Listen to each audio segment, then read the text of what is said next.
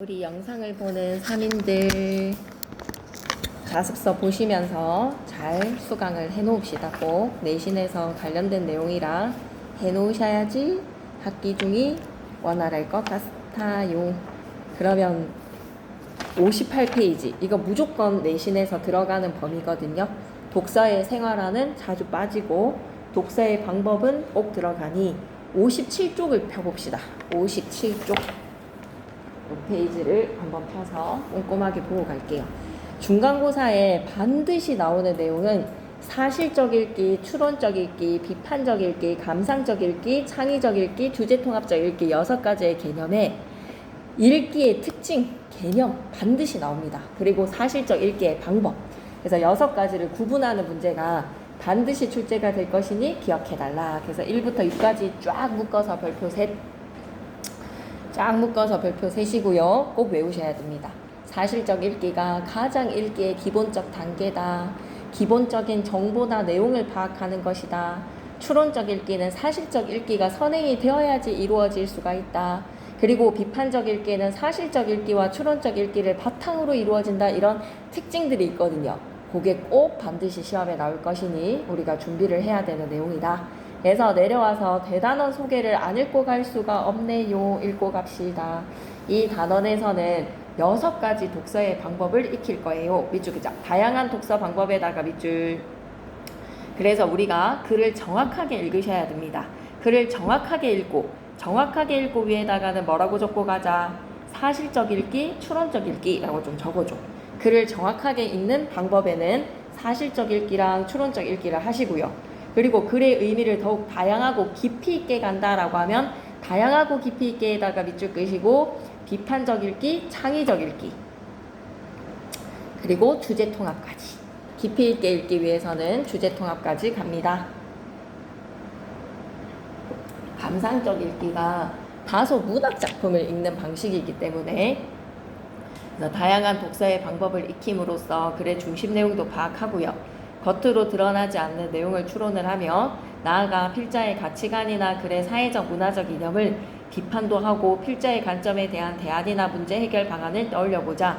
이를 위해서 우리는 6가지 사실적, 추론적, 비판적, 감상적, 창의적, 주제통합적 읽기를 각각 학습한다. 각각의 개념 정리가 중요합니다. 그래서 58페이지 계속 짚고 독서를 체계적으로 하기 위해서는 어떻게 해야 할까?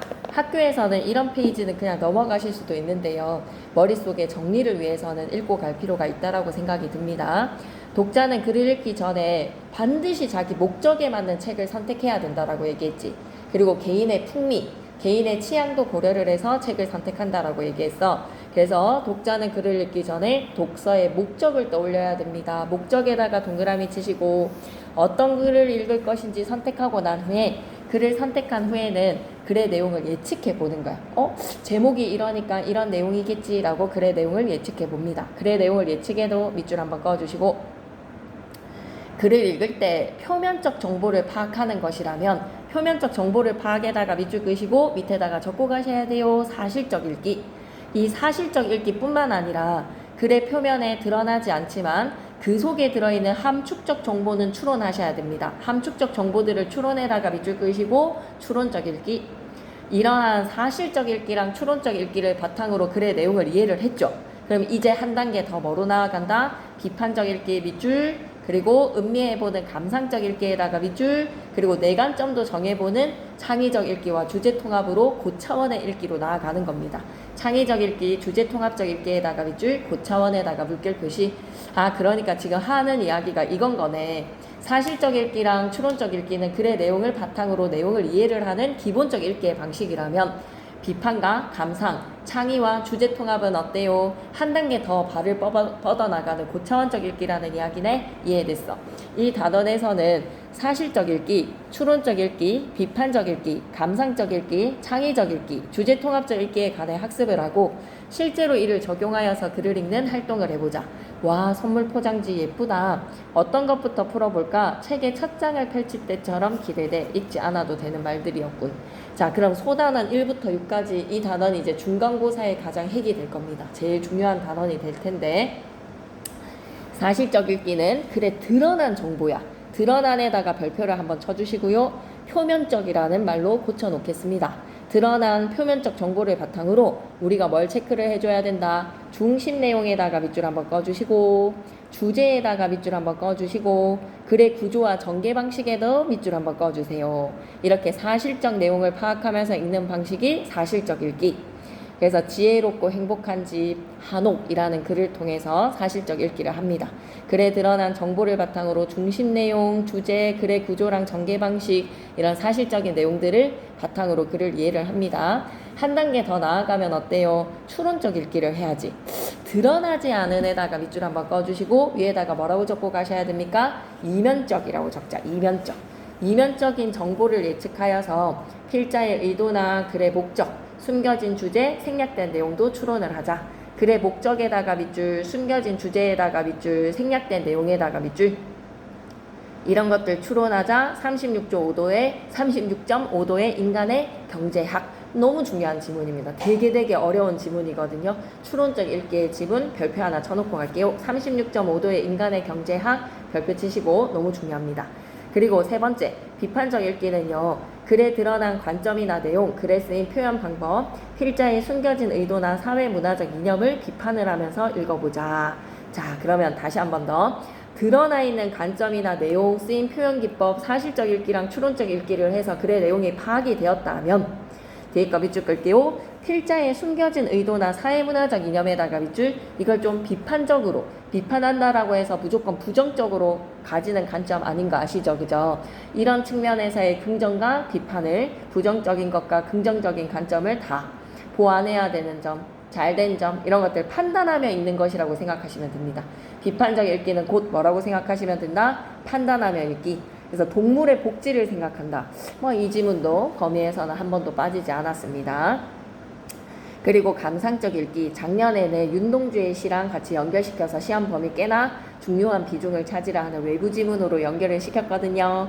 그래서 공감을 하거나 공감에다가 동그라미, 감동적인 부분 찾아보자. 감동에다가 동그라미.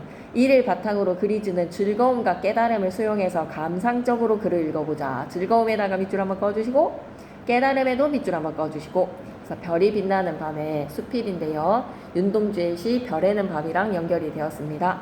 다섯 번째 창의적 읽기는 그래서 이제 비판하고 다 했지. 사실적 읽기랑 추론적 읽기하고 감상적 읽기, 비판적 읽기로 내 관점을 정해볼 때 이제 창의적 읽기를 통해서 하나의 대안을 마련해보자고. 나의 관점을.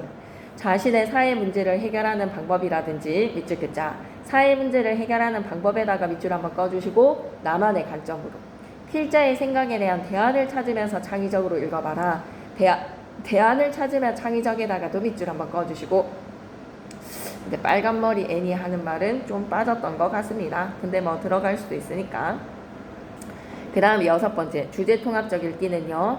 동일한 화제의 글이라 할지라도 동일한 화제에다가 동그라미, 주제통합적 읽기는 별표 셋.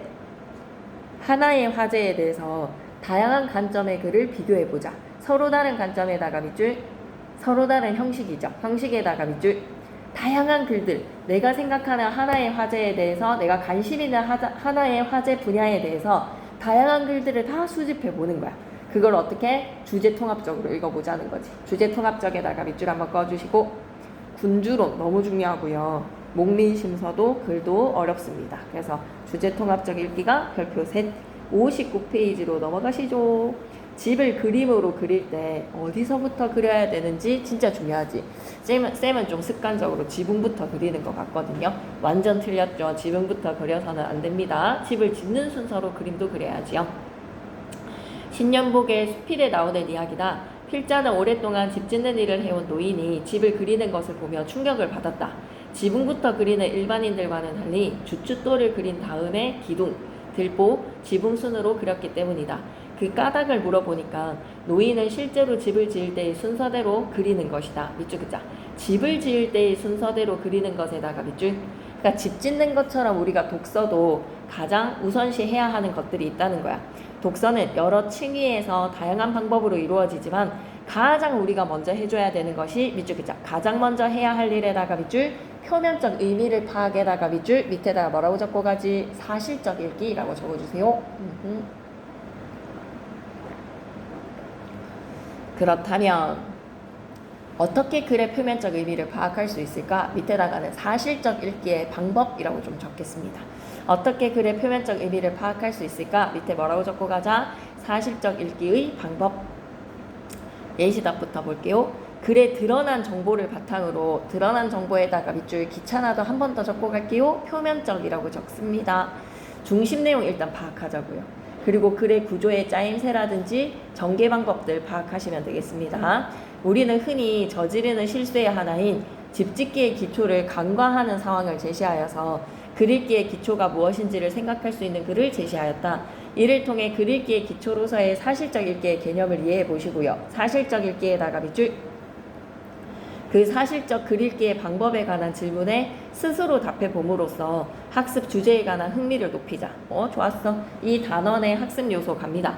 학습 목표는요. 글에 드러난 정보를 바탕으로 글에 드러난 정보에다가 밑줄 한번 꺼주시고 표면적 정보요. 중심 내용 번호 1, 주제에다가 번호 2, 글의 구조랑 전개 방식에다가 번호 3 이런 것들을 이제 우리가 사실적으로 파악하면서 글을 읽어내자.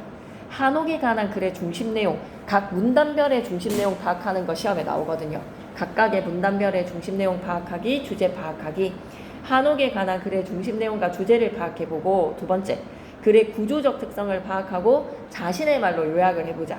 글의 구조적 특성을 파악하고 자신의 말로 글의 내용을 요약해본다는 거. 60페이지 리디딩. 사실적 읽기의 개념과 필요성. 사실적 읽기의 개념은 글의 표면에 드러난 의미를 있는 그대로 이해하자고. 드러난 의미의 표면에 드러난 의미에다가 밑줄, 있는 그대로에다가 밑줄 한번 꺼주시고.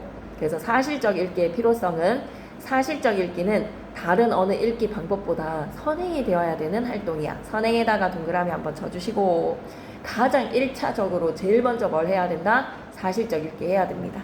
그 사실적 읽기를 다 하고 난 후에 이를 바탕으로 글의 내용은 어떻게 하시고요? 추론해 보셔야죠.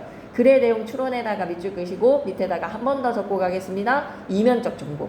표면으로 드러나지 않았으면 이면적 정보를 내가 추론해 보는 거야. 글에 숨겨진 주제라든지 글쓴이의 의도라든지 겉으로 다 안 드러날 수도 있거든요. 그러면 추론해야 돼요. 그 추론과 내용 파악을 한 것을 바탕으로 비판도 해보고 비판에다가 동그라미. 창의적인 생각을 더해보자. 창의적인 생각에다가 동그라미. 두 번째 가실게요. 중심 내용과 주제를 파악할 때 문단의 중심 내용을 파악하는 방법 진짜 중요하다. 이번 시험에 나올 거거든요. 낯선 지문으로 요청할 수도 있습니다. 각 문단별의 중심 내용 파악하는 방법. 문단을 이루고 있는 문장의 중요도를 매길 줄 알아야 돼. 중요도에다가 밑줄. 그래서 이걸 교과서 지문은 사실 다 알 수 있잖아. 이걸 좀 외워야 돼. 중요도의 순서를 외우셔야 됩니다. 문단을 이루고 있는 문장들의 중요도를 매겨서 진짜 핵심 문장, 가치 정보를 담고 있는 문장을 구분할 줄 알아야 돼. 이건 중심 내용이야, 이건 세부 내용이야 라고 구분할 수 있어야 되고, 그리고 이 글의 화제가 무엇인지 생각할 수 있어야 돼. 무엇에 관해서 말하고 있지? 화제에다가 동그라미. 어떤 말을 하고 있는지 진술 등의 형식으로 간단하게 정리를 해야 합니다. 간단하게 정리에다가 밑줄 요약하고 정리해야 됩니다. 그리고 문단 차원에서의 중요도를 한번 따져보자는 건데, 높게 평정되는 문단, 핵심 주장이나 주요 정보가 담겨있는 문단이라든지 낮게 평정되는 문단은 좀 중복되거나, 즉 곧 다시 말하자면 앞에 엄청 중요한 문장이 던져졌기 때문에 그 핵심 정보에 대해서 독자들이 꼭 이해해야 되기 때문에 부연 설명을 하는 접속어들, 즉 곧 다시 말하자면 이라고 부연되는 내용들, 그리고 사소한 내용이 담긴 문단이라고 하면 얘네들은 낮게 평정이 되는 문단이다 라고 생각하시면 돼요.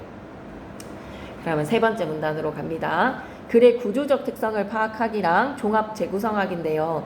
글의 구조적인 특성을 파악을 할 때 글의 종류에 따른 간습적인 구조를 갖추고 있으므로 이를 이해를 해야 한다. 글의 종류에 따른 간습적 구조에다가 밑줄 별표 셋. 너무너무 중요합니다. 글의 종류에 따라서 간습적인 구조 어떻게 갖추고 있는가 라고 하면, 논설문에서는 서론, 본론, 결론, 설명문에서는 머리말, 본문, 맺은말, 이런 구조를 가지고 있다는 거지. 단계 세 가지 다시 한 번 더. 서론, 본론, 결론. 설명문 같은 경우에는 어떻다? 머리말, 본문, 맺은말. 이걸 좀 외우셔야 됩니다. 논설문은 서론, 본론, 결론. 설명문은 머릿말, 본문, 맺은말. 이게 뭐가 그렇게 중요하다고요? 늘상 따라다니는 내용이거든요. 그리고 글의 각 부분들에서 다양한 내용 전개 방식에 의해서 글들이 전개가 될 거야. 정의, 비교, 예시, 열거, 개념을 바로 말할 수 있어야 됩니다. 정의란 무엇입니까? 라고 하면 어떤 대상의 범위를 규정짓거나 개념을 명제의 형식으로 형태소란 뜻을 가진 말의 가장 작은 단위이다. 밑줄 끌게 개념을 명제의 형식으로 진술에다가 밑줄 중학교 때부터 우리를 따라다니고 있죠. 비교대조는 늘 2가지 이상의 대상이어야 돼. 2 이상에다가 동그라미 치시고 견주어에다가 밑줄 한번 꺼주세요. 유사점이라고 하면 엄밀히 말하면 위에다가 비교, 차이점이라고 말하면 엄밀히 뭐라고 하자? 대조라고 생각하시면 됩니다. 예시는 구체적인 실질적인 예들을 들어서 실내에다가 동그라미 치시고 일반적 추상적 진술의 타당성을 뒷받침하도록 설명을 하고 있다. 일반적 추상적 진술에다가 밑줄 한번 꺼주시고 일반적인 진술, 추상적인 진술 그걸 뒷받침하는 타당성을 뒷받침한다. 예를 들어주는 거. 예시로서 근거를 들어주는 거지. 예시의 근거라고 생각하시면 됩니다. 분류, 분석 2개 묶어서 별표 한번 쳐줄까? 분류랑 분석을 잘 구분해야 돼. 분류랑 분석이랑 엄밀히 다릅니다. 분류는 기준을 정해서 종류를 나누는 거야. 어떤 대상이나 생각들을 공통적인 특성에 근거를 해서 구분짓는 방식이다. 구분짓는에다가 밑줄 끄시고 옆에다가 뭐라고 적고 가지? 종류로 나눔이라고 좀 적어주세요. 기준을 정해서 종류로 나눕니다. 종류로 나눔.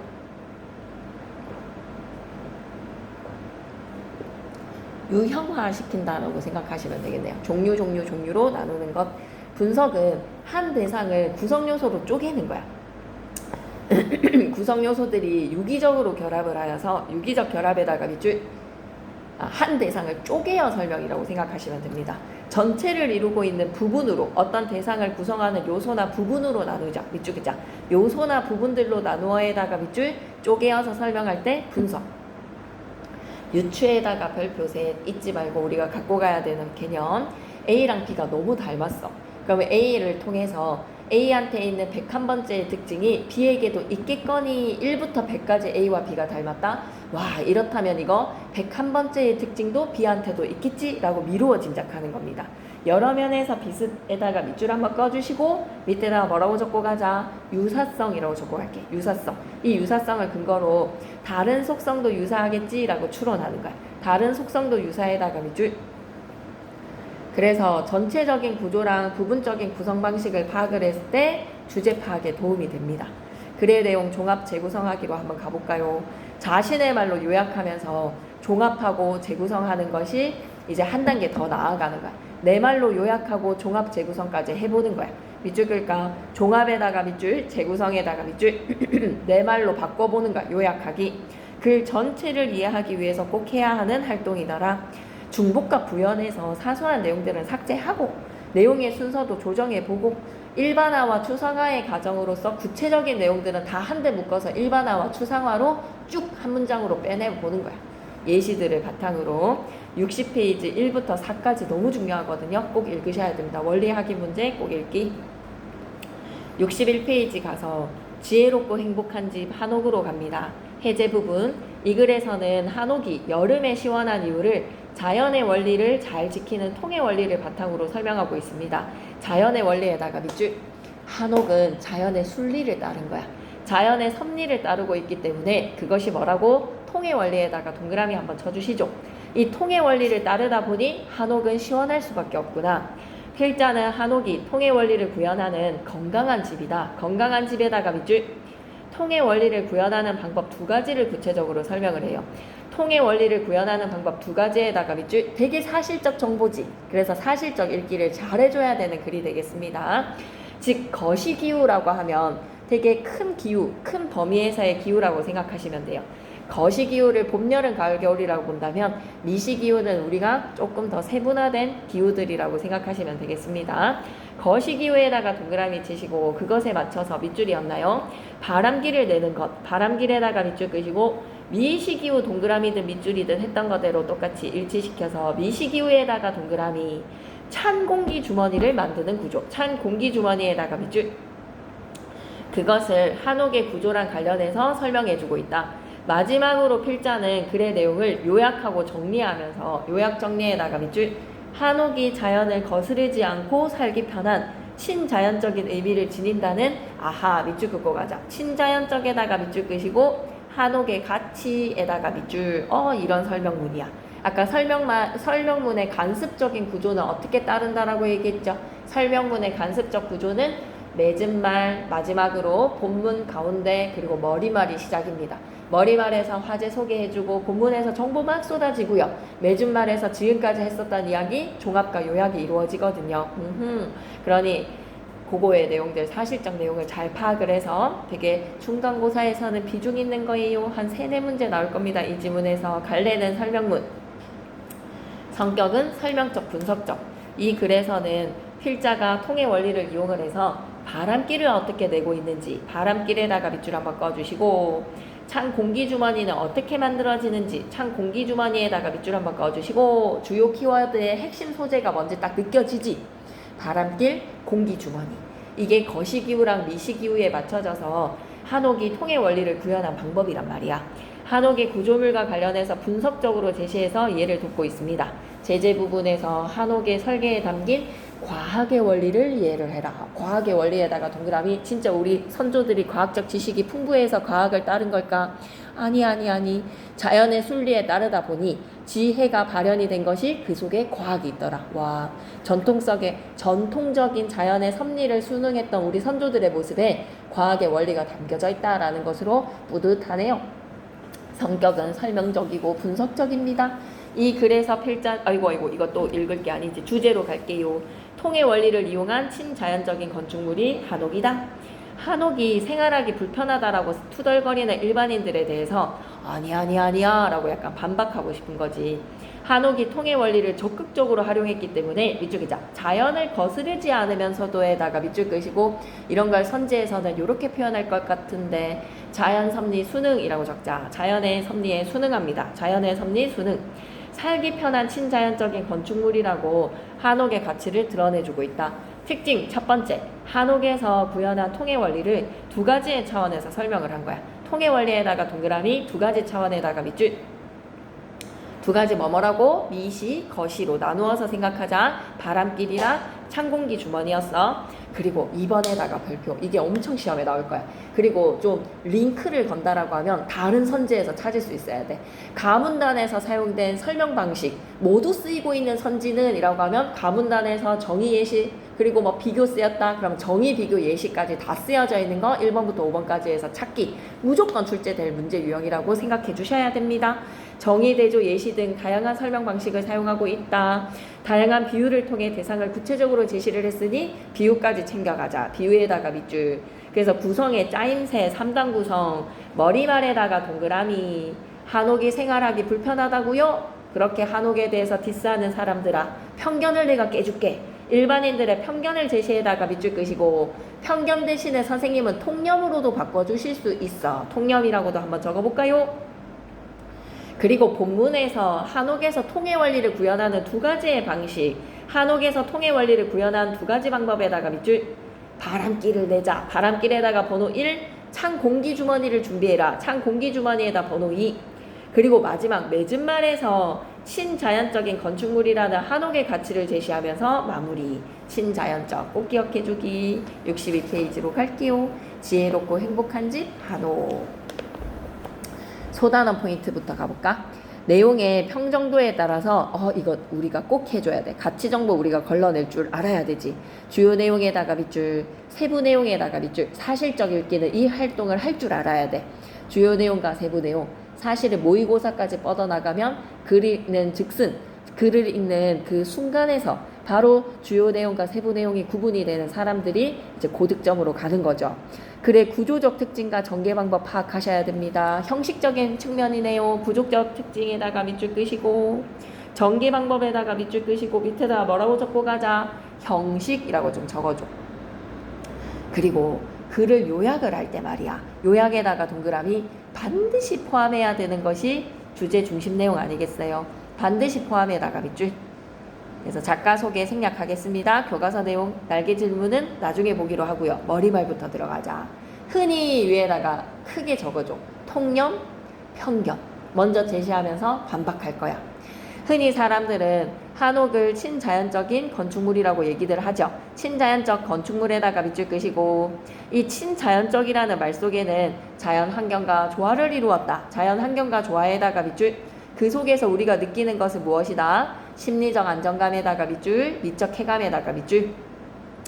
친자연적이라는 말에 긍정적 의미도 담겨져 있어. 한옥이 자연에서 취한 자재를 활용하여서 자연 채광을 이용하기 때문에 그렇게 표현하는 것 같아. 자연에서 취한 자재에다가 밑줄 끄시고, 목재죠. 나무로 지어지니까. 그리고 자연 채광에다가 밑줄 한번 꺼주시고, 햇빛이 잘 들죠. 그렇기 때문에 친자연적이다 라고 말하는 사람들이 있기 때문이지. 친자연적, 친자연적. 그러나에다가 세모, 접속어의 기능을 고려를 해서 그러나가 나오는 순간 뒤에 이어질 내용을 예측할 수 있어야 돼. 그러나가 나오는 순간 이거 긍정적인 것 말고 이제는 마이너스에 디스하겠구나. 흔히라는 말에 호응이 되게끔 편견과 통념이 나오겠구나. 그리고 글쓰기는 그 통념을 제시하는 이유가 뭐다? 반박하려고. 그러나 친자연적이라는 말 속에는 뭐도 담겨져 있지? 실은 생활하기 불편하다에다가 밑줄, 이런 게 편견인 거야. 그렇게 여기는 사람들도 있겠지. 한옥에는 여름에는 덥고 겨울에는 추워서 생활하기 힘들다는 것이지. 그러나에다가 세모, 이것은 한옥을 깊이 있게 알고 있지 못한 데에서 모르는 사람들이 얘기하고 있는 편견이야. 편견에다가 동그라미. 첫 번째 문단, 글쓴이가 한 일을 꼭 제시를 할 수 있어야 돼. 글쓴이 지금 뭐 했어요? 지금 글쓴이 무슨 말 했어요? 라고 물어보면, 한옥에 대해서 친자연적이라는 것에 대해 긍정적인 시선도 있지만 잘 모르는 사람들이 부정적인 시선을 제시를 한다라는 편견 제시했어요 라고 얘기하면 돼. 한옥에 대한 편견, 불편하다. 여름에는 덥고 겨울에는 생활하기 힘들 만큼 춥다 라는 편견이요. 그건 잘 모르고 하는 말이야 라고 이제부터 반박 시작할게. 요즘 창문 안 열리는 110층 막 이런 아파트들 있죠. 서울에서 초고층 아파트들, 그죠? 이 창문이 열리는 순간 그 아파트는 진짜 장난 아니겠지. 이제 부는 바람이 안 열려. 그래서 난방도 못해서 그 사람들은 히터 틀고 산단 말이야. 바닥 난방이 아니야. 초고층 주상복합에다가 밑줄, 친자연적이지 않습니다. 친자연적에다가 X. 건축물의 불편함이 화제인데요. 자연 한기가 봉쇄가 된 거야. 창문을 열고 살 수가 없어. 사람에 비유하자면, 이렇게 비유하니까 완전 깝깝해지는데, 비유에다가 크게 별표 하나 치시고, 초고층 아파트가 창문을 열지 못한다라는 것에 대한 비유적 표현을 이러합니다. 1년 내내 두꺼운 옷을 잔뜩 입고 여름에는 그 속에 에어컨을 집어넣은 격이다. 봉쇄가 되어 있는 상태에서 에어컨만 집어넣은 거야. 자연 한기 봉쇄에다가 밑줄, 원관념은 자연 환기 봉쇄, 그것에 대한 비유적 표현이 뭐다? 1년 내내 잔뜩 두꺼운 옷을 입고 여름에는 에어컨을 옷 속에 집어넣자. 더운 여름에는 당연히 옷이 가벼워져야지. 얇은 반소매 옷 하나 입고 추운 겨울에는 두꺼운 옷을 여러 개 입는 것이 상식이지. 이치지. 집도 이런 상식과 이치에 따라야 돼. 상식과 이치에 따르면 된다에다가 밑줄, 한마디로 주상복합 아파트, 부산의 LCT 이런 거는 뭐야? 상식과 이치를 따르지 않는다는 거죠. 밑줄 긋자. 상식과 이치를 따르지 않는 경우에다가 밑줄. 여름에는 창문을 활짝 열어 젖히고 사방에서 바람을 시원하게 받아들여서 열을 식힐 수 있어야지 돼. 한옥은 여러 과학적 방식을 활용을 해서 집안 가득하게 시원한 바람을 맞아들여서 잘 흐르도록 합니다. 밑줄 긋자. 집안 가득 시원한 바람에다가 밑줄, 잘 흐르도록에다가 밑줄. 한옥은 한마디로 말해서 초고층 복합, 주상복합과 다른 게 뭐다? 상식과 이치를 따르고 있어. 상식과 이치에다가 밑줄. 이를 한마디로 말하자면 파란색 글씨요. 한옥은 상식과 이치를 따르는 경우 한번 밑줄 긋고 갈게요. 한옥이 과학적 방식을 활용을 해서 집안 가득히 시원한 바람을 맞아들여서 잘 흐르도록 하는 것은 뭐다? 상식과 이치를 따르는 경우. 이를 한마디로 표현하자면 무엇이라고? 통의 원리야. 통의 원리. 통의 원리에다가 별표 하나 쳐주시죠. 통은 어려운 개념은 아니야. 통풍, 환기, 순환 등과 같은 말로 바꿀 수가 있어. 통풍과 환기와 순환. 한옥은 통의 원리를 구현하는 건강한 집이라고요. 건강한 집에다가 밑줄 끄시고 좋소.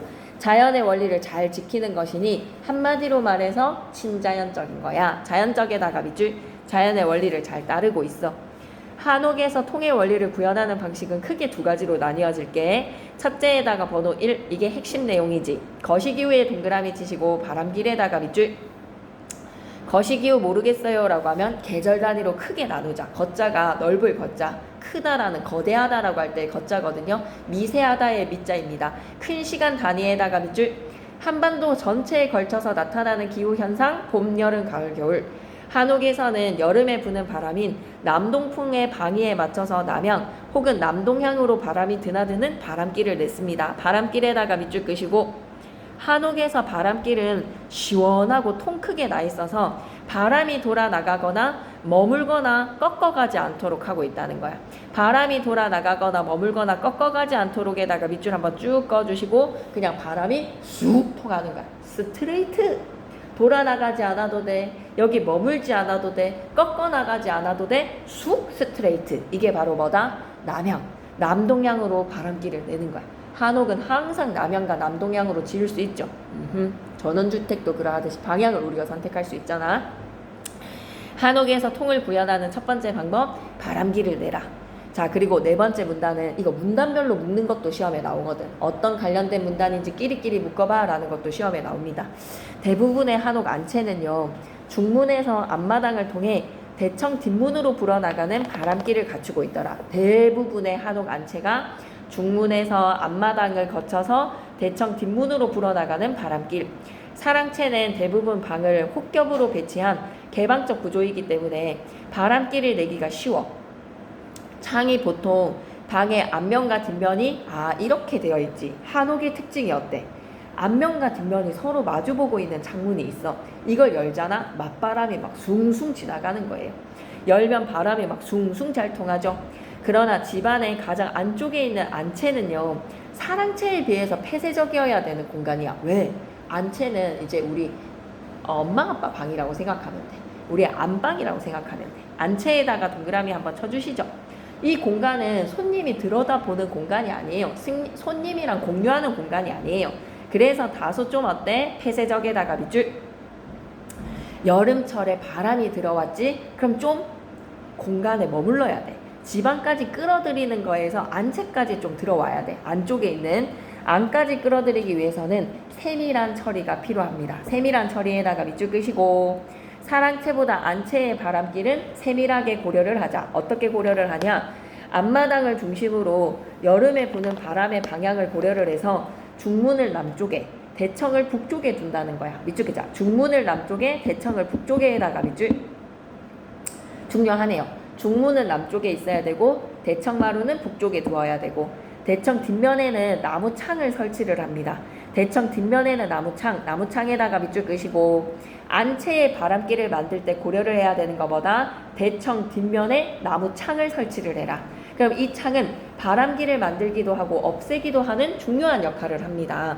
더운 여름에요, 중문이랑 대청 뒷면의 창을 모두 여는 순간 단번에 바람길이 만들어집니다. 바람길에다가 밑줄 끄시고, 반면에 추운 겨울에는 어때요? 나무창을 딱 닫아. 그러면 대청 뒷면은 완전히 막혀서 매서운 겨울의 북서풍이 차단이 될 수가 있다는 거야. 겨울의 북서풍. 지금까지 계속 거시기후입니다. 거시기후 세 번째 문단의 바람길 얘기하고, 네 번째 문단 바람길을 어떻게 만드는지 구체적인 방식에 대해서 뒷받침하고 있고요. 다섯 번째 문단은 사례 들어줄 거야. 정여창 고택의 바람길 사례 들어줄 거야. 정여창 고택 안대문을 한번 서볼게요. 내가 안대문에 들어오는 바람이 된 것 같은 기분이 듭니다. 중문을 통과해서 나는 앞마당을 지나서 대청을 타고 올라서 뒷창으로 빠져나가는 바람 여행을 한번 해봐봐. 철저한 바람길이 있다는 거야. 우리가 걸어서 들어가서 그 한옥을 구경을 하는 데 있어서 바람길을 따른다. 이처럼 바람길 한가운데 있으면 자연의 고마움 속에 여름 더위도 참아낼 수 있을 것 같네요. 활짝 열어젖힐수록 바람길은 신장로가 나듯이 명쾌하게 뚫립니다. 명쾌하게 뚫린다. 밑줄 한번 꺼주시고, 스트레이트의 바람길. 이 길을 따라서 한반도의 여름 대표 바람인 남동풍이 집을 관통해서 그 속을 시원스럽게 훑고 지나간다는 거지. 괜찮으십니까? 네. 그러면 3, 4, 5는 한꺼번에 우리가 모아줘야 되는 문단인 거야. 3, 4, 5. 그래서 이 문단에서 3, 4, 5로 뻗어나갔다라고 생각하시면 돼요. 이거 구조화 시키는 것도 좀 시험에 나오거든요. 가보자. 교과서 날개 질문 62쪽. 평소에 집안이 더울 때 우리는 어떻게 더위를 피합니까? 창문을 열어도 좀 시원하지 않은 구조의 아파트에서는 에어컨 틀어야지. 에어컨 없이 어떻게 살았나 싶다, 그지? 교과서 날개 질문으로 간다. 한옥에 안채를 지을 때 바람이 잘 통하도록 고려하는 점이 무엇인지 그림에서 이해를 하고 가야 돼. 자, 봐봐. 대문을 열고 들어서면 뭐가 나온다? 중문이 나오고요. 앞마당을 거쳐서 대청까지 오르는 거야. 그래서 이게 슉 바람길이야. 그리고 대청의 뒷문에 그 나무문을 두어서 차단을 시키거나 뒷산의 소나무 숲에서 불어오는 바람도 있겠죠. 맞바람으로. 중문을 남쪽에 둬야 합니다. 남쪽에다가 동그라미. 대청은 어디에 둬야 된다고요? 북쪽이요. 위로 둬야 됩니다. 북쪽에다가 동그라미. 남쪽 북쪽. 그래서 맞바람이 서로 너무 잘 통합니다. 또 대청 뒷면에는 나무창이 꼭 설치가 되어야 됩니다. 나무창에다가 네오박스 치시고 그래서 열고 닫고의 역할을 해야죠. 겨울에는 바람 차단으로 닫아주기. 그래서 뭐 어휘풀이는 항상 준비해야지. 항상 독서 때는 어휘풀이 준비하고 핵심 속속으로 가자. 1번과 2번에서의 관계, 한옥에 대한 편견, 생활하기 불편하다라는 거는 모르는 사람들이 하는 말이야. 그래서 글쓰기는 반박하기 위한 사례, 비교 들어가 볼게. 초고층 주상 복합 건물 어때? 상식과 이치에 어긋나는 주거 방식이기 때문에 이게 두꺼운 옷을 1년 365일 내내 입고 있는 자연의 바람 환기가 이루어지지 않는 거야. 원천 봉쇄가 된 상태에서 여름에는 에어컨만 튼다. 그리고 겨울에는요 히터 트는 거야. 얼마나 깝깝하고 건조하겠어, 그지? 한옥은 하지만 통의 원리를 구현했기 때문에 친자연적인 건축물이다. 2라는 숫자 밑에다가 대조라고 좀 적어야 돼. 대조. 이거 명확하게 현대 건축물의 상징인 초고층 주상 복합 건물이랑 한옥을 비교 대조할 때 대조 중심인 거야. 2번 숫자 밑에다가 뭐라고 적고 가야 된다? 대조. 차이점에서의 대조야. 그리고 두 번째 문단에서는 한옥에서의 통의 원리를 제시를 합니다. 한옥에서 여러 과학적 방식을 활용을 해서 집안 가득하게 시원한 바람을 맞아들여서 잘 흐르도록 하자. 잘 흐르도록에다가 밑줄 그만큼 한옥에 담긴 과학적 원리. 세 번째 문단, 이제 2번에서 제시한 통의 원리가 3, 4, 5가 한데 묶이고 미시기후에서의 찬바람 공기가 또 2번에서 뻗어나가겠죠. 2번 안에서 이제 미시랑 거시로 뻗어나간다는 걸 머릿속에 생각해야 돼. 거시부터 제시가 된 거야. 한옥에서 통의 원리를 구현하는 방법 첫 번째, 거시기후에 맞춰. 거시기후에다가 밑줄 그렇게 바람길이 나갈 거야. 한여름에도 집안이 시원하다. 정려창 고택을 사례로 말이야. 안채에서 바람길을 만들려면 폐쇄적인 공간이기 때문에 바람이 잘 통하기 위한 세밀한 처리가 필요해. 첫 번째가 뭐다? 중문은 남쪽이고 대청은 북쪽에 들어서 맞바람이 잘 통해야 돼. 그리고 대청 뒷면에는 나무창이 뚫려서 설치가 되어야 된다는 점. 오케이. 그래서 겨울에는요 차단의 기능이고요. 여름에서는 통의 원리를 실현할 수 있는 나무창입니다. 64페이지 계속 갈게요. 본문이 이제 나왔다. 그럼 이게 2번 문단 안에서 3, 4, 5가 뻗어나갔고 2번 문단 안에서 또 뭐가 뻗어나갈 거야? 6번이 짝을 이루어서 또 밑에 꼬맹이들을 데리고 와야지. 6, 7, 8 될 가능성이 높겠습니다. 2번에서 3, 4, 5, 2번에서 6, 7, 8 그리고 마지막에 9에서 맺은 말. 딱 이렇게 끝날 것 같은 구조네요. 병렬식의 구조라고 머릿속에 그려집니다. 자, 6번 문단 갈게요. 한옥에서 통의 원리를 구현하는 두 번째 방법. 미시기후에다가 동그라미. 찬 공기 주머니에다가 밑줄. 아하, 미시기후란 역시 정의 내려주네. 정의 한번 적고 가자. 숲, 산세, 지세와 물길 등 각 집의 주변을 둘러싼 개별적 상황에 따라 나타나는 구체적인 기후 현상이야. 개별적 상황에다가 밑줄, 구체적 기후 현상에다가 밑줄. 됐어. 우리 집의 상황에 맞춰서 우리 집이 뒤편에 숲이 있다면 산세가 있다면 우리 지세랑 물길에 맞춰서 그 집의 환경에 맞춰진 개별적 상황의 기후 조건에 맞춰진 이라고 생각해 주시면 됩니다. 개별적 기후 조건. 도시에서 김천의 기후 조건 그리고 강원도 산골 지역에서의 기후 조건 분명히 다를 거거든. 그런 게 바로 뭐다? 미시기후다. 도시에서의 도로나 빌딩, 농촌에서의 배산임수 당연히 미시기후라고 볼 수 있지. 배산임수 얼마나 좋겠어. 하지만 도로나 빌딩에서 우리 밤 되면 어때? 도로에서 막 지글지글 하루 종일 끓었던 그 열섬이 막 올라오잖아. 그지? 열대야가. 한옥에서는 마당을 비워서 앞마당에 찬 공기주머니를 만드는 방법으로 미시기후를 활용을 하고 있답니다. 한옥에서 통을 구현하는 두 번째 방법, 찬 공기주머니를 만들어라. 여기까지 괜찮나요? 오케이. 미시기후를 고려를 해서 어떻게 공기주머니를 만드는지 한번 보자. 7번 문단에서 나올 것 같아. 기체나 액체가 가열이 되잖아. 그러면 가열된 부분이 팽창을 하면서 밀도는 낮아지는 거야. 밀도가 작아져야다가 밑줄 위로 올라가구나. 그러니까 위에 있던 밀도가 큰 부분들은 또 뭐라고? 내려오게 되지. 이게 바로 뭐다? 대류 현상이잖아요. 대류의 개념에다가는 정의. 자, 다시 한 번 더 대류의 개념으로 가열이 되면 밀도가 작아지면서 올라가고 밀도가 큰 부분들은 내려오고 공기의 흐름입니다. 이런 과정이 되풀이 되면서 기체나 액체 전체가 고르게 가열이 되는 것이 대류다. 정의라고 적어놨으니까 한여름 한옥의 마당에는 대류 현상이 나타나기 시작을 하는데요. 마당의 공기가 열을 받아서 더워지면 위로 올라가겠지. 마당은 거의 진공과 유사한 상태가 만들어질 것이고 그러면 그 진공을 채워주기 위해서 바람이 들어온단 말이야. 이때 바람은 중문에서 들어오는 바람이 있겠지. 그리고 대청 뒤에서 아까 북쪽으로 낸 대청의 뒷문에는 뭐를 내기로? 나무창을 내기로 했지. 열어놓으면 대청 뒤에서 불어오기도 하니 맞바람이 불 거야. 이 가운데 찬 것이 들어오게 되는 것이지. 찬 것에다가 밑줄 한번 꺼주시고 둘 가운데 찬 것은 대청 뒤에서 부는 바람일 거야. 대개 대청 뒤에는 숲을 놓는단 말이지. 전원주택에서 뒤쪽에 뭐가 있으면 숲이 있으면 차가운 바람이 불어옵니다. 찬바람에다가 밑줄 끄시고 한옥을 숲 앞에 짓는 것이 바로 이 때문이구나. 뒷문에서 시원한 찬바람을 맞이하기 위해서 뒤에는 뭐를 두고 있으면 좋아요? 숲을 두고 있으면 좋아요. 우리 조상들은 한옥을 지을 때 지켜야 할 하나의 발음 안 되네. 분문율에다가 별표 하나 치시고요. 단어 뜻 체크하고 가셔야 돼요.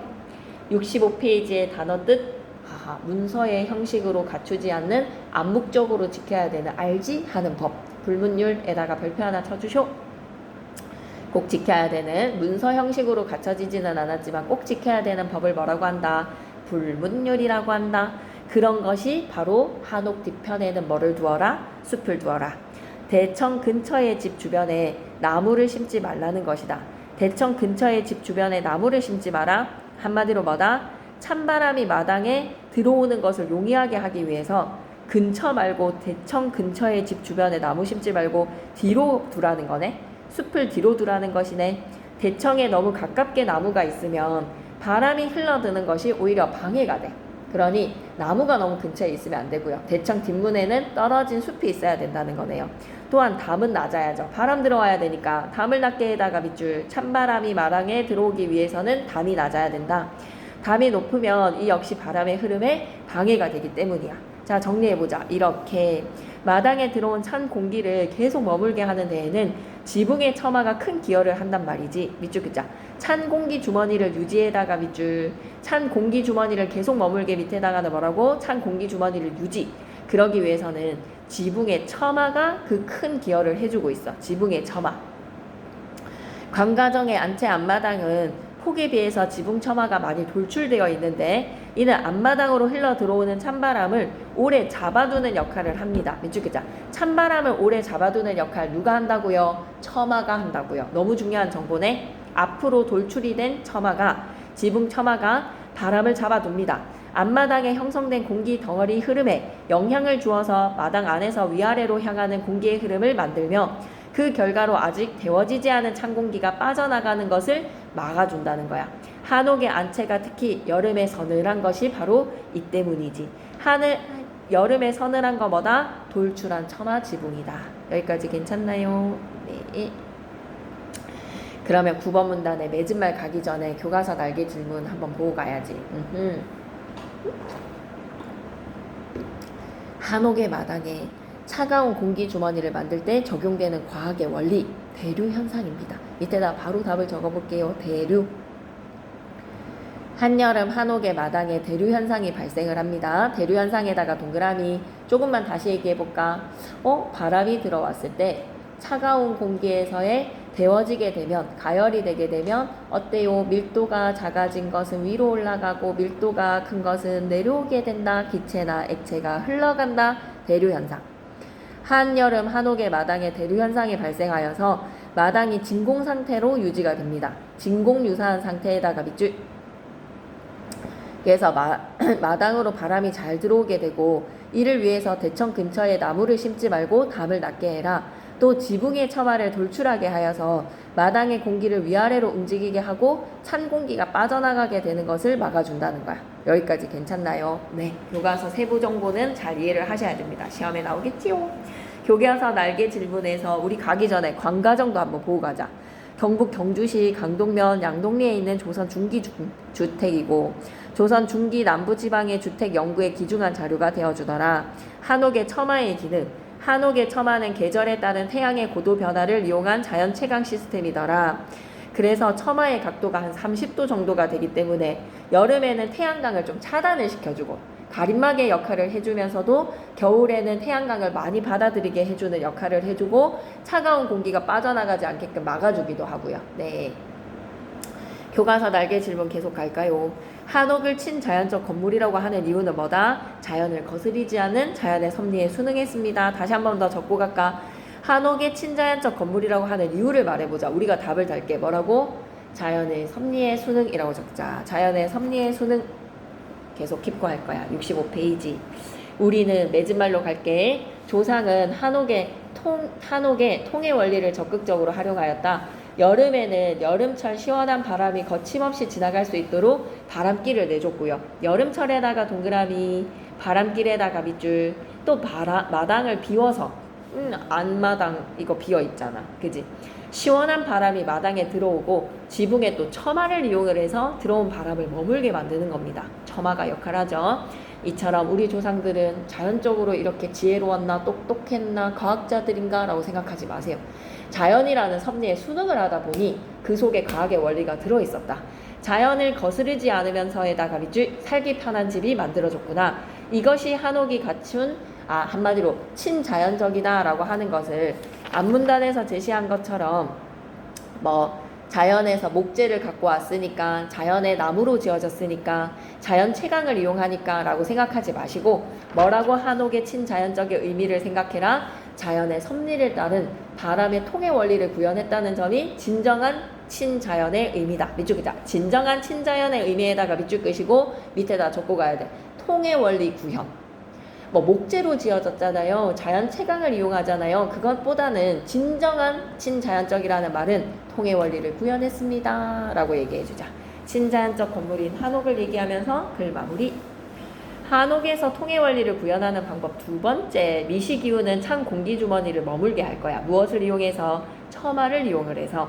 찬바람을 한여름에도 시원하게 머물게 만들거든요.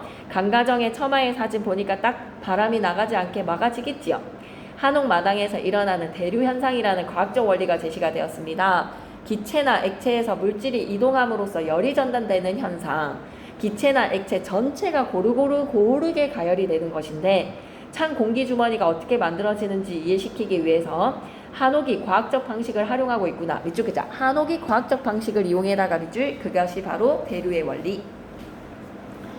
한옥에서의 처마의 역할. 외벽면에서 밖으로 돌출한 지붕. 이 처마를 이용을 해라. 앞마당으로 흘러들어온 찬바람을 오래 잡아두잖아. 여름에 한옥의 안채를 서늘하게 해준다. 이 글의 내용 전개 방식 동일한 거 쓰인 거 찾아라 라는 문제 무조건 나오거든요. 4번에다가 크게 별표 하나 치시고 거시기후에 대한 개념, 미시기후에 대한 개념, 대류 현상에 대한 개념 3번 정의 내렸습니다. 대조는 한옥의 사랑채랑 안채의 차이점이야. 사랑채에다가 밑줄 끄시고 안채에다가 밑줄 끄시고 안채 위에다가는 폐쇄적이라고 좀 적어줘. 안채의 구조적인 특성을 이용을 해서 이해를 하고 바람길을 내어야 하는 필요성을 이해시키더라.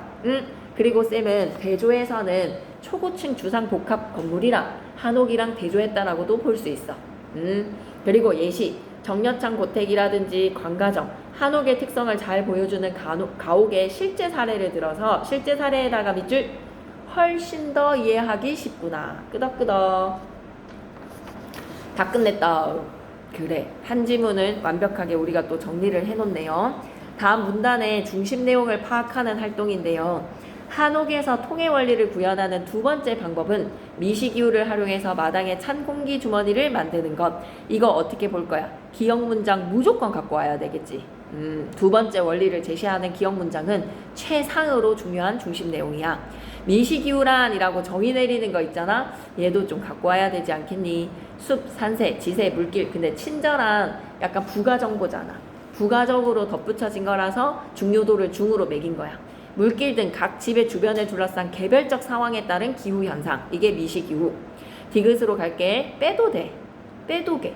미시기후에 대한 예시들이잖아. 도시에서의 도로나 빌딩, 농촌에서의 배산임수. 이게 바로 미시기후의 사례들이야. 중요 요소야. 라는 거는 진짜 삭제해도 돼.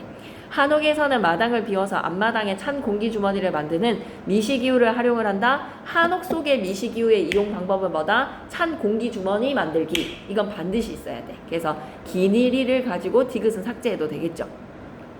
이 문단의 화제는 찬 공기 주머니야. 찬 공기 주머니가 통해 원리 두 번째 방식이거든. 그리고 2로 갈게요. 2번. 각 문단의 중심 내용을 파악해 보시고요. 중심 내용에다가 동그라미. 문단의 중요도를 상중하 3단계로 한번 평정을 해보자. 한옥이 불편하다라는 편견? 굳이 제시 안 했어도 됐을 것 같아. 통해 원리를 구현하는 건강한 집 한옥이라는 거에서 통해 원리를 구현을 했다? 갖고 와야지. 상이야. 그리고 첫 번째 방법 바람길이랑 두 번째 방법 찬 공기 주머니는 무조건 갖고 와야 돼. 그런데 바람길을 만드는 방법이라든지 사례 생략해도 돼. 한옥에서 바람길을 만드는 방법은 좀 있으면 좋은 중. 하지만 사례는 진짜 생략해도 되겠지. 한옥에서 마당에 바람을 들어오게 하는 방법은 중. 공기주머니를 만드는 방법도 중. 하지만 구체적인 사례 같은 경우에서는 여기서는 빠졌지. 관과정은 빠졌지. 관과정은 빠져도 돼. 생략해도 돼. 그리고 마지막에 진정한 친자연적 의미란 이런 게 아니겠어? 라고 제시하면서 마무리. 자, 그럼 중요도 상의 내용을 바탕으로 이 글의 주제를 한마디로 정해보세요 라고 하면 친자연적인 통해 원리를 구현한 한옥 이렇게 마무리 지으면 될 것 같습니다. 67로 가서 3번에 1에다가 별표 셋 이런 거 시험에 나옵니다. 1과 2에서 한옥에 관한 편견이 있다는 것을 지적을 하자. 편견이 있음을 지적에다가 밑줄. 2에서는 이 편견이 잘못된 것이라는 것을 구체적으로 밝혀줬으니까 1, 2는 한 대 묶여야 돼. 그리고 2번에서 얘가 친자연적이다라는 거에서 2에서 3, 4, 5가 뻗어나갔고 2에서 6, 7, 8이 뻗어나가야 돼. 2에서 3, 2와 6, 2에서 한옥이 통해 원리를 구현을 하고 있는데 그 첫 번째가 바람길이고 두 번째가 찬 공기 주머니 만들기야 라는 것을 3이랑 6이 짝을 2분단을 뒷받침하죠. 그리고 3, 4 같은 경우에서는 3에서 한옥에 구현이 된 통해 원리를 바람길이다 라고 딱 제시를 하는 3은 무조건 있어야 돼. 근데 4가 구체적으로 이제 뒷받침해 주는 거죠. 방법을 구체적에다가 밑줄. 그래서 중요도로 따진다면 중입니다. 5는 완전 삭제해도 될 만큼의 실제 사례예요. 실제 사례에다가 밑줄. 6번은 꼭 있어야 되죠. 한옥에 구현된 통해 원리가 찬 공기 주머니다 라는 거를 제시를 해주고 7, 8에서는 구체적인 방법을 제시해 주니까 한 중 정도의 중요성이 될 것 같습니다.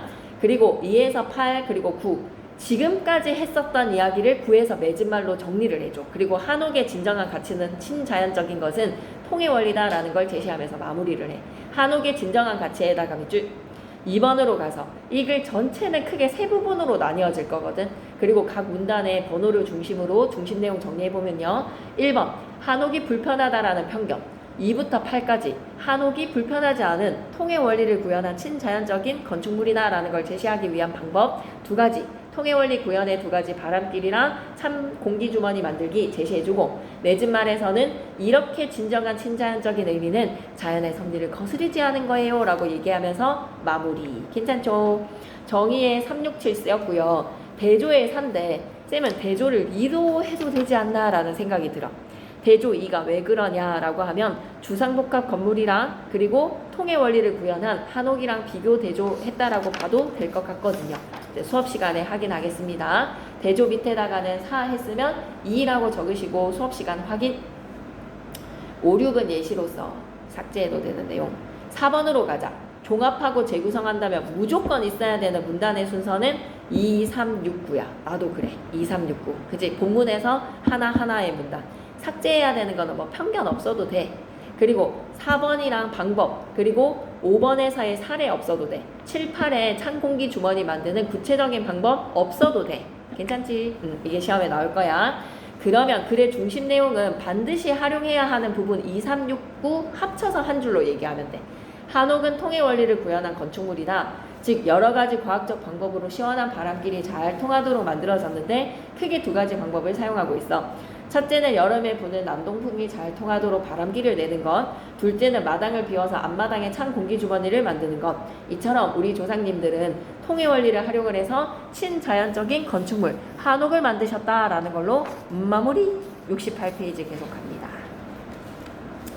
68페이지에 다음 글을 읽고 아래 활동을 한번 해보자. 무슨 글이지? 그랭이질이라는 설명문이야. 역시 잘 봐야죠, 그죠?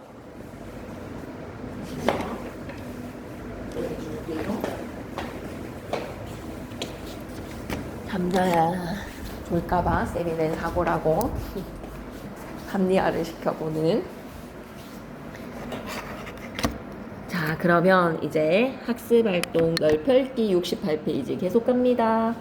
유병선 그랭이질. 자, 설명문이고 성격은 분석적, 예시적. 제재는 건축 공법인 그랭이질에 대해서 우리가 한번 살펴보자. 어떤 방식일까? 주제는 예전부터 우리 건축에 사용되었던 과학적 건축 기법인 그랭이질을 소개를 합니다. 특징 첫 번째, 전문가의 말을 인용을 해서 전달하는 내용이니 신뢰성이 높아지는구나. 전문가에다가 밑줄 한번 꺼주시고, 신뢰성에다가 밑줄 한번 꺼주시고. 그랭이질의 역사성이랑 과학성을 입증하기 위해서 구체적인 사례를 제시를 할 거야. 역사성에다가 밑줄, 과학성에다가 밑줄 한번 꺼주시고, 사례에다가 동그라미. 그랭이질 공법의 원리, 주춧돌을 세워라. 그 다음에 이런 원리들에 대해서 설명하고 있네. 한번 본문 내용 들어가 볼게. 이제 대목, 신영훈 선생은 선사시대 고인돌에도 현대 건축에서 쉽게 구사할 수 없는 고급의 공술이 응용이 되었대. 와, 고급 공술. 진짜 장인들의 솜씨였던 거죠. 받침돌과 지붕돌은 그저 되는 대로 세우고 올려놓는 것이 아니라, 아니구나. 받침돌과 지붕돌을 그저 되는 대로 세우고 올려놓는 게 아니래요. 완벽하게 맞추는 놀라운 구축의 기술로 만들어졌다. 밑줄 그자. 놀라운 구축의 기술에다가 밑줄, 그게 뭔지 봐봐.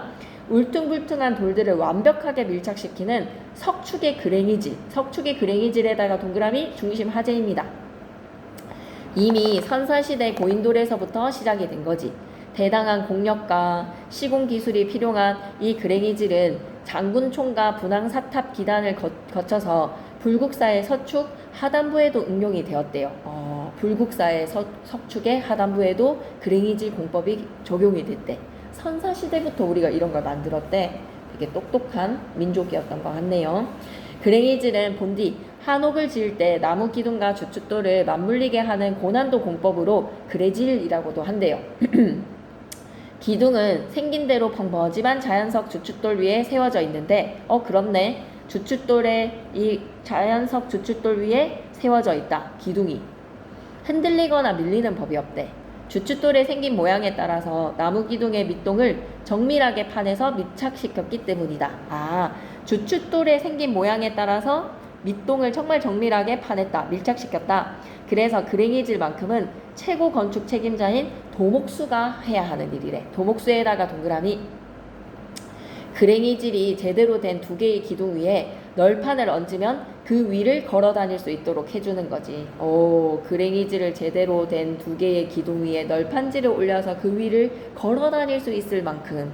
황땡땡 교수는 불국사가 1200년 동안 지진을 견딜 수 있었던 이유 중에 하나가 지진이 있었겠지. 1200년 동안. 그리고 경주에 최근에도 되게 큰 지진 막 일어나고 했었잖아요. 그죠? 포항이랑 경주에. 그랭이질 때문이었다. 불국사는 반경 600m 안에 활성 단층이 3-4개가 지나가는 불안정한 터 위에서 779년에 큰 지진도 이겨냈다고. 오호.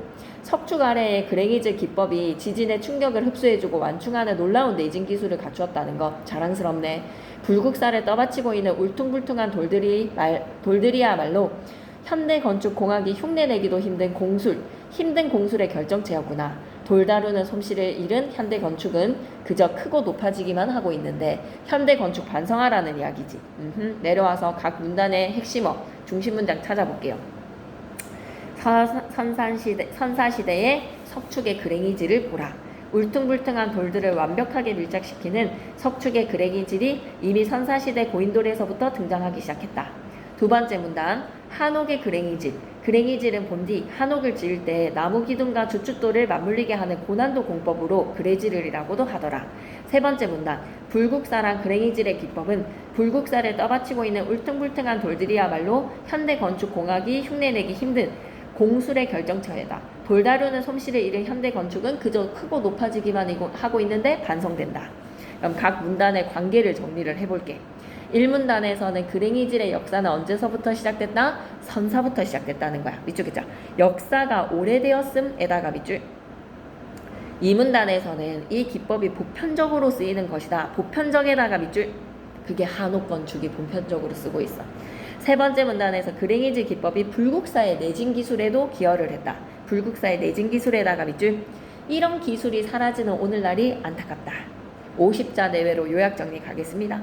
한옥을 지을 때 고난도 기법인 그랭이질을 쓰는데 이 기술은 우리 민족이 선사시대부터 사용하고 있었던 기술이다. 그리고 불국사가 큰 지진에서도 그랭이질 기법으로 지어졌기 때문에 유지될 수 있었다. 현대 건축에서도 이런 훌륭한 전통 기술 사용해야 되는데 쓰이고 있지 않는 현실이 안타깝다. 여기까지 괜찮나요? 네. 다시 총정리를 한번 들어가 봅시다. 오케이. 69페이지 계속 이어갈게요. 잠시만요.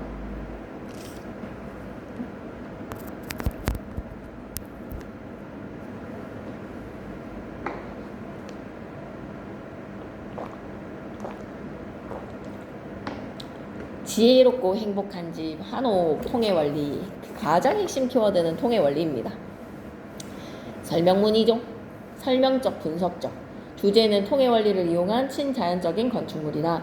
한옥에서 구현한 통해 원리를 두 가지로 설명합니다. 두 가지 차원에다가도 밑줄 한번 꺼주시고, 네. 정의, 대조, 예시, 다양한 설명 방식 사용하네요. 문단의 중심 내용과 중요도, 별표 셋. 이건 시험에 무조건 나올 거예요. 내용 전개 방식에서 한옥에 관한 일반적인 편견을 제시하라. 중. 통해 원리를 구현하는 건강한 집 한옥에 대해서 얘기하자. 상. 통해 원리를 구현하는 첫 번째 방법 바람길 내기도 당연히 상. 그리고 바람길을 내는 구체적인 설명에 대해서는 중. 바람길을 내는 구체적 사례에서는 하. 6문단은 상입니다. 두 번째 방식 찬 공기주머니 만들기. 한옥의 마당에 들어온 방법 중. 공기주머니 만드는 방법 중. 그리고 마지막에 글의 내용의 요약과 정리. 한옥의 진정한 가치에 대한 필자의 생각 얘기하면서 와 이렇게 통해 원리를 따르고 있는 게 진정한 친자연적 의미 아니겠어? 라고 얘기하며 마무리. 한옥에 구현된 통해 원리 두 가지. 바람길 내기는 거시기후입니다. 안채의 바람길 맞바람이 통해요. 중문은 남쪽에 북쪽으로는 대청 바람이 통하지요. 대청 뒷면에는 반드시 뭐가 필요하다고요? 나무창이 필요합니다. 바람이 통하게도 만들어주고요. 겨울에는 어때요? 차단의 역할을 해주기도 합니다. 찬 공기주머니 만들기. 미시기후를 활용을 해서 앞마당을 비워두어서 대류 현상이 잘 일어난다. 대청 근처의 집 주변에 나무를 심지 마세요. 담을 낮게 설치해서 마당이 통하게 만들어주세요. 처마를 돌출되게 하여서 앞마당으로 흘러들어온 다음 그 찬바람을 오래 잡아두게끔 만들어주는 게 처마의 역할입니다. 그래서 필자는 한옥에 대해서 이렇게 얘기해요. 와 이건 진짜 조상님들의 지혜에다가 밑줄. 조상님들이 과학을 알고 이 지혜를 발현을 한 게 아니라 지혜를 발현하다 보니 그 속에 과학이 있더라. 자연을 거스르지 않고 살았기 때문에 친자연적인 건축물이 바로 한옥이다. 문제 아끼지 마시고 많이 풀어주시면 문제는 마르고 닳도록 준비가 됩니다. 많이 풀어볼수록 시험에서는 자신감 있게 전할 수가 있어요. 73페이지 갑니다. 추론적 읽기. 다음 광고가 전달하고자 하는 바는 뭘까? 다음 두 의복 중에서 갑옷을 고르시오 라고 하면 진짜 갑옷은 장군이 입는 옷이지 않나? 임금의 옷이 아니라. 그러니까 약간 권력이라든지 명예를 가지고 있는 사람들의 갑질에 대해서 얘기하려고 하는 건 것 같아. 한 공익 광고에서 아이들은 절대로 못 맞히는 거야. 아이들은 진짜 갑옷을 고를 테니까 사전적 의미로. 이 광고에서 제시된 정보는 비교적 좀 단순한 정보야. 근데 이를 전달하려고 하는 의미는 사뭇 희망하기 때문에 추론할 줄 알아야 돼. 이 광고는 우리 사회에서의 갑을의 차별 관계가 존재하기 때문에 자라나는 아이들을 위해서더라도 갑이 을에게 횡포를 부리는 일은 없애야 된다는 거야. 밑줄 긋자. 횡포를 부리는 일을 없애자는 주장에다가 밑줄 우회적에다가 동그라미. 이런 돌려 말하기가 우리가 해줘야 되는 추론적 사고죠. 이 광고가 말하려고 하는 바를 이해하려면 밑줄 긋자. 숨은 의미를 잘 추론해다가 밑줄 이처럼 글에는 의미가 숨겨져 있거나 내용이 생략되어 있는 경우가 많아. 그래서 우리가 해줄 줄 알아야 되는 활동은 어떤 사고방식을 추론적 사고방식을 발현을 해라. 글에 드러나지 않은 내용은 어떻게 추론하면서 읽을 수가 있을까? 일단은 본문 내용을 잘 받아들여야 돼. 배경지식을 활용을 해서 밑줄 긋자. 배경지식이나 경험에다가 밑줄 임금의 옷이다 라는 배경지식을 활용을 해서 표면에 제시되어 있는 정보를 일단은 내가 적극적으로 이거는 장군이 입는 갑옷과 임금이 있는 용포구나. 이거를 내가 배경지식을 통해서 활용을 해. 그리고 필자가 누구지? 라고 하면 이건 공익광고야. 그리고 갑자의 사이에 한자의 갑자가 어떤 목적으로 쓰여졌다? 갑질하지 말라는 거죠. 반드시 주어진 자료를 잘 읽어야지 추론적 사고는 발현이 됩니다. 주어진 자료를 있는 그대로 읽지 마시고요. 밑줄 긋자. 숨은 의도를 추측에다가 밑줄 추론적 글읽기의 필요성을 이해하고 추론적 글읽기의 방법에 관한 질문을 스스로 답해봄으로써 학습 주제에 관한 흥미를 높여보자. 이 단원의 학습 요소, 글에 드러나지 않은 정보를 예측해서 필자의 의도나 글의 목적, 숨겨진 주제, 생략된 내용을 추론할 수 있어야 돼. 글에 언급된 경제활동을 하는 인간의 특성을 36.5도의 경제학, 어려운 지문입니다. 그래서 제목에서 36.5도는 우리 인간의 기본적인 체온인데 라는 배경지식을 활용을 하면서 인간들이 가지고 있는 경제학이 어떨까라는 거에 대해서 한번 추론을 해보는 거야. 이 글을 왜 썼을까? 목적이 무엇일까? 한번 추론을 해보는 겁니다. 넘어가셔서 74페이지 추론적 읽기의 개념과 필요성. 해야지. 완전 필요하지. 명시적으로 드러나 있는 정보도 제대로 파악해야 되지만 명시적으로 드러나 있지 않은 의미도 헤아려서 짐작할 수 있어야 돼. 헤아려 짐작에다가 밑줄. 그래서 추론적 읽기의 필요성은 전달의 효율성을 높이려고 한다면 당연한 내용이나 쉽게 짐작할 수 있는 내용은 생략을 한다. 밑줄 긋자. 쉽게 짐작할 수 있는 내용은 생략에다가 밑줄. 맞아. 글쓴이는 척이면 척이라는 거에서 지시어를 통해서 중복되지 않게끔 글을 쓰는 게 글쓴이가 해줘야 되는 역할이거든. 그리고 표현의 효과도 얻어야 되기 때문에 어떤 내용을 감추고 그것을 직접 서술하지 않기도 합니다. 그래서 필요성은 생략된 내용이나 숨겨진 내용을 추론을 하면서 읽는 능력을 갖추어 주자. 추론하며 읽는 능력에다가 밑줄 한번 꺼주시고 생략된 내용 추론하기. 생략된 내용을 추론할 때는 글의 내용과 관련한 독자의 배경지식도 발동시켜야 되고 배경지식에다가 동그라미, 경험에다가 동그라미, 표지에다가 동그라미 이런 걸 적극적으로 활용해야 돼. 글의 내용은 우리 집 고양이가 새끼를 낳았어. 새끼를 낳았다라는 거에서 새끼는 암컷만 낳을 수 있다라는 배경지식으로 우리 집 고양이는 암컷일 것이다. 그리고 또 새끼를 낳았다라는 거에서 두 번째 출산 이상이 두 번 이상의 출산이구나. 우리 집 고양이는 암컷이고 이전에도 새끼를 낳았던 이력이 있다라는 거야. 경험이 있다는 거지. 이번에는 는에다가 동그라미 치시고 실수하지 않기 위해 기말고사 시험 준비 열심히 했어. 그럼 저번에 중간고사에서는 뭐가 있었다는 거야? 실수가 있었다는 거야. 기말과 중간은 대학생들도 치르기는 하네요. 생각해보니. 그러니 이 사람은 분명히 학생이구나. 일반적인 지식을 바탕으로 필자는 학생이구나. 지난해는 실수한 경험이 있는 학생이구나. 세 번째 갑니다. 숨겨진 주제나 글 쓴 목적, 의도 추론해라. 글이 어떤 배경에서 누구에 의해서 어떤 목적으로 생산이 되었는지 생산된 맥락까지 고려를 해보자. 생산된 맥락에다가 밑줄 끄시고 소설 같은 서사적인 글, 인물의 행동이나 대사, 혹은 여러 사건이나 배경묘사 등을 근거로 인물의 성격과 특성, 사건과 사건의 관계, 배경의 상징성 등을 추측을 해야 돼. 인물, 사건, 배경 등에 담긴 필자의 의도나 주제를 추론할 수가 있어. 밑줄 긋자. 필자의 의도나 주제 추론에다가 밑줄. 목적이 명시적으로 드러나지 않은 정보 전달의 글 같은 경우에는 같은 사건을 다루고 있는 신문기사, 편집자의 의도에 따라서 표제나 내용 표현, 기사의 위치, 관련 사진이나 도표의 제시 방법 이런 것들 생각해야지. 해당 기사에 사용된 표현이나 내용 제시 방법까지 주목해서 읽어라. 오케이? 계속 킵고 하겠습니다. 75로.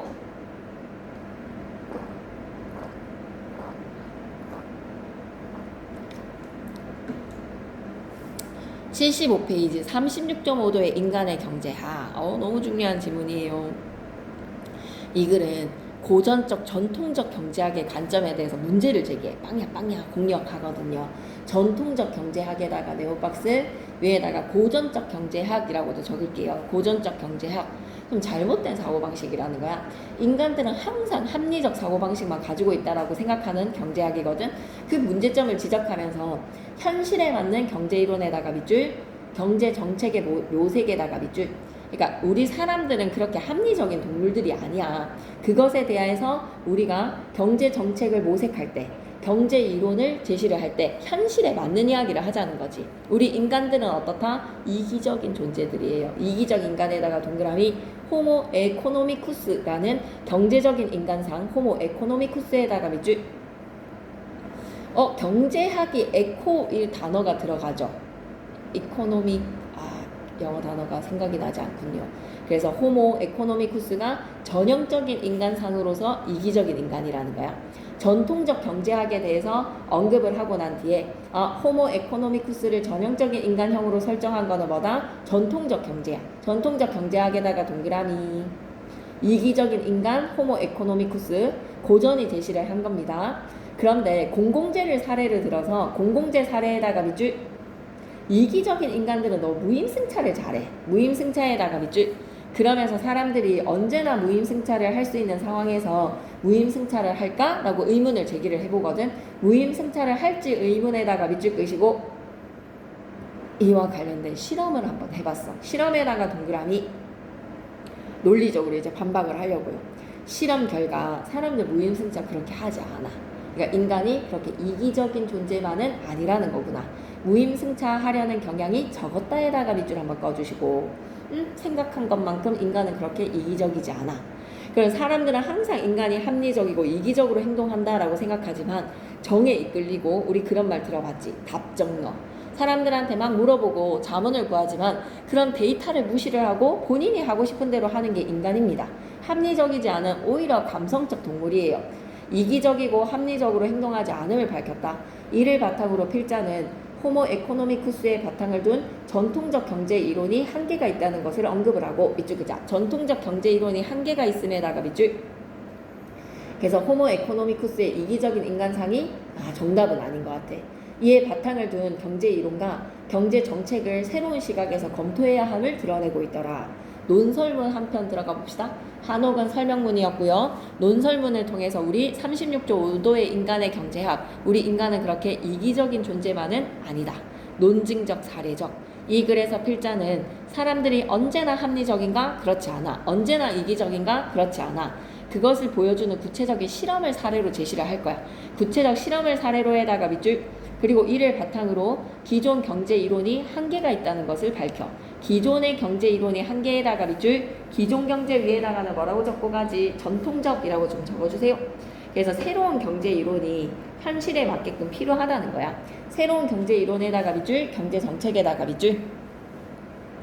인간이 하는 경제 행위의 특성에 대해서 살펴보자. 전통적 경제학과 다른 새로운 경제 이론과 경제 정책이 필요하다. 호모 에코노미쿠스의 바탕을 둔 기존의 경제 이론이 오늘날 현실을 설명하는 것에 한계가 있음을 실험을 통해서 언급을 합시다. 실험을 통해 언급에다가 밑줄. 전통적 경제 이론에 의거해서 마련된 경제 이론과 경제 정책은 항상 재검토되어야 된다. 전통적인 관점으로 정책을 내놓았나요? 그런 이론인가요? 다시 한 번 더 점검해 볼까요? 라는 주장을 합니다. 특징, 전통적 경제학이 설정한 호모 에코노미쿠스라는 행위, 과연 현실에 맞을까요? 동떨어졌다는 거야. 그것을 논리적으로 어떻게 입증했다? 실험을 통해서. 구체적인 실험을 통해서 전통적 경제학의 한계를 지적을 했습니다. 밑줄 끌게요. 구체적 실험에다가 밑줄. 전통적 경제학의 한계 지적에다가 밑줄. 와, 그러면 아까 설명문은 머리말, 본문, 맺은말의 3단 구성이었지. 이번에는 서론, 본론, 결론이라는 간습에 따르는 구조를 생각해주자. 서론 부분에서 우리 뭘 얘기할 거야? 서론에다가 동그라미 호모 에코노미쿠스라는 전형적인 인간상을 제시를 합니다. 누가 제시했죠? 전통적 경제학에서요. 전통적 경제학에다가 밑줄 끄시고 반기를 든 경제학자가 등장했다. 본론에다가 동그라미 치시고 실험의 사례에다가 밑줄. 이기적 합리적으로 인간은 늘 행동하는 게 아니야. 인간 경제 행위의 특성에 대해서 제시를 합니다. 그리고 마지막 결론 부분에서 결론에다가 동그라미 기존 경제 이론이 오늘날에는 한계가 있다. 그래서 새로운 시각의 경제 이론과 경제 정책이 필요합니다. 라는 것을 힘주어 말하며 마무리. 서론, 본론, 결론 이렇게 세 부분으로 나누어서 정리할 수 있어야 되겠네. 서론에서는 전통적 경제학에 대해서 반기를 들자. 그래서 공공재의 특성을 바탕으로 인간은 늘 합리적이고 이기적인 존재는 아니다라는 것을 실험을 통해서 또 뒷받침해주고, 마지막 결론에서는 어때요? 다른 시각의 경제 정책과 이론이 필요합니다라는 걸 힘주어 말하며 마무리. 76페이지. 딱 10분만 더 나가봅시다. 조금만 더 이제 진도가 되게 잘 나가지죠, 그죠? 36.5도 인간의 경제학 갑니다. 소단원 포인트 갈까요? 숨겨진 내용이나 생략된 내용을 우리는 뭐 할 수 있어야 된다? 추론하면서 읽을 수 있어야 돼. 그리고 필자의 목적이나 의도도 간파할 수 있어야 돼. 효과적인 내용 전개를 위해서 표현 사용이나 효과가 어떠한지 추론해보자. 작가 소개 됐고, 공공재가 무엇인지라고 보고 갈게요. 모든 사람들이 다 공동으로 이용할 수 있는 재화나 서비스, 우리 국방의 의무 다 공공재입니다. 경찰, 소방공무원들한테 받는 서비스라든지 공원이라든지 도로 같은 것들 다 공공재입니다. 그 재화와 서비스에 대한 대가를 치르지 않더라도 소비 혜택에 배제할 수 없는 성격과 사람들이 소비를 위해서 서로 경합할 필요가 없는 비경쟁성의 밑줄 긋자. 비경쟁성의 속성에다가 밑줄 한번 만들어 놓으면 누구나 다 쓸 수 있는 거야. 공원이라든지 이런 것들. 본문 내용 갈게요. 지금까지 우리가 배우고 있는 전통적 경제학에서는 전형적인 인간상으로 무엇을 제시했다? 전형적 인간형에다가 동그라미 호모 에코노미쿠스. 호모 에코노미쿠스는 사랑, 미움, 기쁨, 슬픔과 같은 인간의 채취가 완전히 제거된 존재여야 해. 완전히 제거된 존재에다가 밑줄. 그가 지니고 있는 유일한 관심은 뭘까? 물질적 측면에다가 밑줄. 물질적 동기에다가 밑줄. 한마디로 호모 에코노미쿠스는 자신의 이익을 합리적으로 추구하는 존재야. 밑줄 긋자. 자신의 이익을 합리적으로 추구하는 존재에다가 밑줄. 그러나 최근에는 호모 에코노미쿠스를 전형적인 인간형으로 보는 전통 경제학의 시각에 반기를 드는 경제학자들이 나타났어. 과연 인간이 자신의 이익을 합리적으로 100% 추구하기만 할까? 이게 아니라는 거야. 이들은 인간이 호모 에코노미쿠스가 아니라는 다양한 증거를 제시하고 있거든. 반기를 듣는 경제학자들의 등장 얘기하면서 계속 갑니다. 본론 1로요.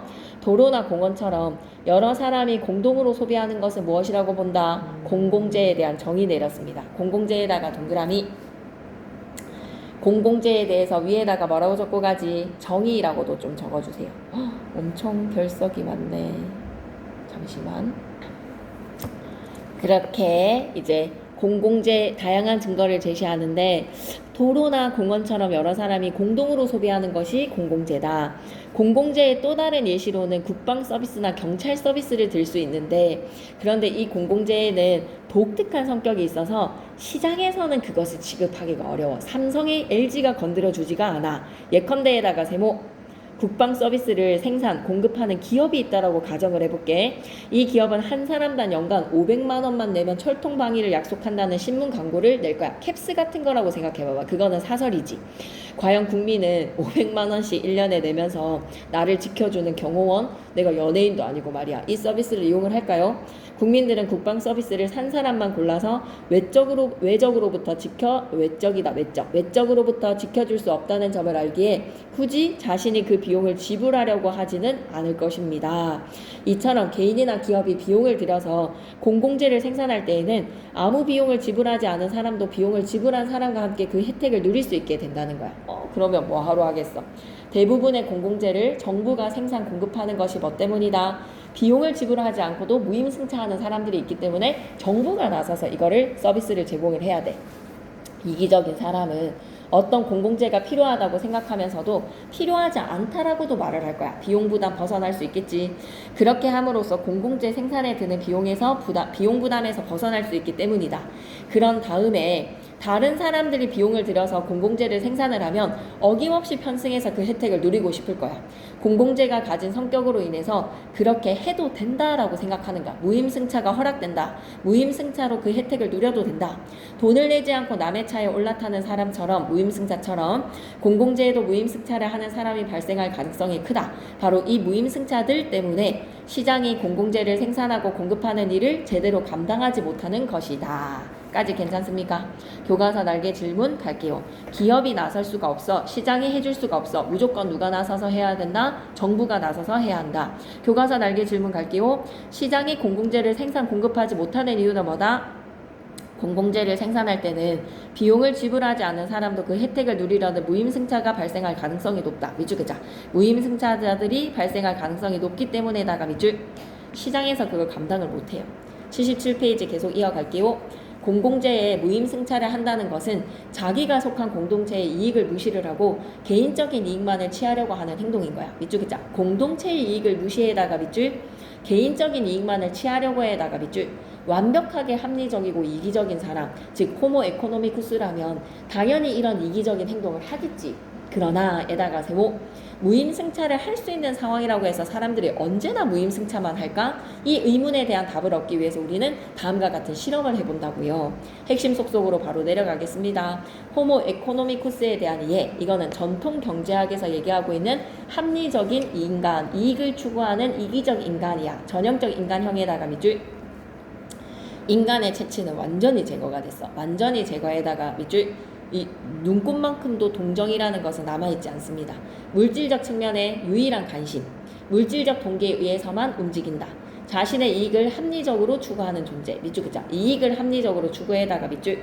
그래서 공공재의 이해는 여러 사람이 공동으로 소비를 하는 것, 도로, 공원, 국방 서비스, 경찰 서비스라는 사례를 들어주면서 정부가 공공재를 생산하고 공급하는 이유가 뭐래요? 공공재 생산 비용을 지불하지 않는 사람도 공공재의 혜택을 누리려고 하기 때문이다. 이기적인 인간의 공공재에 대해서 가지고 있는 인식은 공공재가 필요하다라고는 생각은 하지만 자신은 또 필요하지 않다라고도 생각할 수가 있어. 공공재가 생산이 되면 좋다. 무임승차는 하고 싶다. 개인적인 이익만 취하려고 하는 행동이야. 밑줄 긋자. 개인적인 이익만 취하려는 행동에다가 밑줄. 필자가 다음 상황을 가정한 이유는 뭘까요? 예컨대 국방 서비스를 생산하고 공급하는 기업이 있다라고 하자라고 하면 이런 기업은 있을 수가 없어. 왜? 기업이 국방 서비스를 생산을 해서 판매하는 상황을 가정을 해본 건데 이는 국방 서비스와 같은 공공재를 개인이나 기업은 제공을 할 수가 없어. 왜? 무임승차하려고 하는 사람들이 많기 때문이야. 오케이. 그러면 다음 시간에 조금 어려운 내용이라 천천히 꼼꼼히 나가는 게 좋을 것 같거든요. 그래서 78페이지는 다음 시간에 계속 이어가겠습니다. 오늘 결석한 사람들 내신 범위라서 반드시 수강해 주시고요. 그리고 내일은 또 올 수 있는 사람들은 꼭 오면 좋죠. 그죠? 내일 수업은 일요일 수업이고 우리 재영이는 못 오는 거죠. 그죠? 예, 그래서 꼭 수능특강 독서 수업도 올 수 있는 사람들은 와서 수강을 하면 내신에 많이 도움이 됩니다. 그러면 숙제는 일단 나간 부분까지는 다 풀어놓기, 문제 아끼지 말고 풀기로 하기로 해요. 다음 주가 학원 방학이거든요. 그래서 다음 주 방학 맞습니다. 8월 2일이라서 31일 1, 2가 방학이거든요. 학원에 1, 2, 3이 방학이거든요. 네, 그래서 방학을 잘 보내고 9일날 만나도록 하겠습니다. 부지런히 진도 나갑시다.